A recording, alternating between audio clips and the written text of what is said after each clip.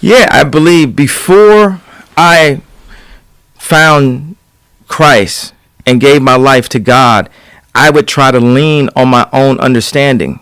And the universe is like a black hole.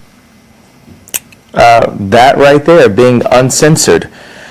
In American media, it's very censored. It feels like an episode of Black Mirror a lot of times. So I've put myself across the line, the point of no return, saying, "Hey, I know they're gonna say whatever they want about me. And when I bring up the truth, they're gonna say you didn't get enough sleep. It's because of your health. They're going to call me names for my truth, but these experiences that I'm telling you about are factually things that I've went through and things that I refuse to keep going through and things that I'm not going to."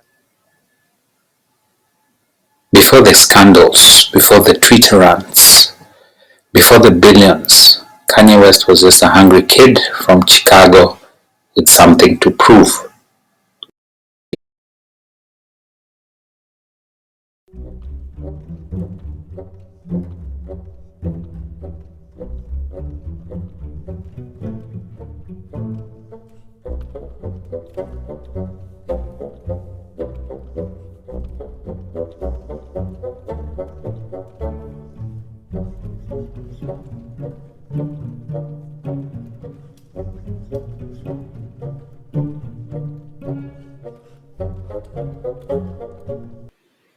In the early 2000s, Kanye was known as the genius behind the boards, producing for legends like Jay-Z, Alicia Keys, and Ludacris. But nobody took him seriously as a rapper. Man, I just had the hunger. Like, my mother never raised me to ask for a handout. Like a lot of people that got into this game, they walk around with somebody else's chain on or driving somebody else's car and didn't even pay for the shoes that they got on their feet. My mother had a decent job, you know what I'm saying? But she gave me a little allowance, $15, $20 a week, and I had to go out and get my own job at age 15. That all changed when he dropped the College Dropout in 2004, a game-changing album that mixed soulful beats with the conscious lyrics and real-life struggles. Kanye wasn't just flexing wealth and status, he was talking about insecurity, faith, and ambition. And he almost didn't live to see it. A near-fatal car accident left his jaw wired shut, but instead of waiting to recover, Kanye recorded Through the Wire with his mouth still swollen. That's hunger, that's passion, that's Kanye. Earlier, like 2 months before that, I was in a car accident where my expedition had flipped over 3 times. And I guess it was meant for me to be here or something for me to walk away from that. So that was a blessing. So I was out here, I didn't have a car. The industry had no choice but to take him seriously. College Dropout won a Grammy, and Kanye was suddenly the biggest name in hip-hop.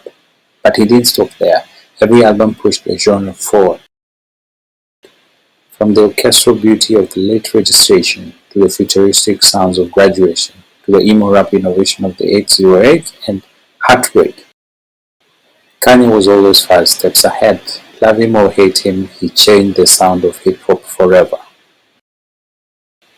Without Kanye, there's no Drake, no Travis Scott, no modern hip-hop as we know it. He was more than a rapper. He was a visionary. And his genius didn't stop at music. When Kanye entered the fashion world, people laughed. They said he'd fail. But Yeezy became a billion-dollar empire. His sneakers sold out in minutes. And suddenly Kanye wasn't just a rapper, he was a mogul.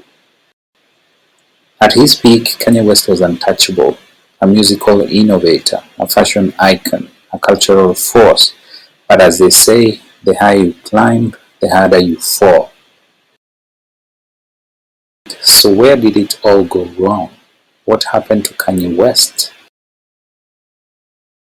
Stay tuned as we look at Kanye's biggest controversies and the decisions that cost him everything. Man, I gotta say,